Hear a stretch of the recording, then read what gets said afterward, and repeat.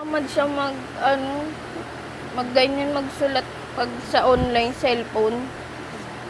Hindi niya minsan ginagawa yung homework niya. Pag mainit, minsan, mama, kate, ganyan. Kasi marami siya nung nakarang buong araw. Sobrang tindi po. Sakit sa ulo.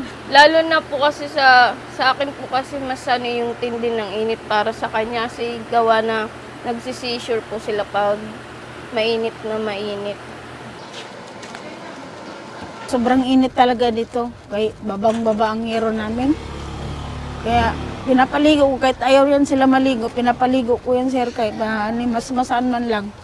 Yung kainitan sa katawan, kaya yung mga bukol-bukol na pagising, pawis na, tapos dito may mga bungang araw. Hapon, yan, pinapaligo ko yan sila. Kaya maanuhan man lang yung init sa pagtulog na sobrang init talaga, di nakakatulog.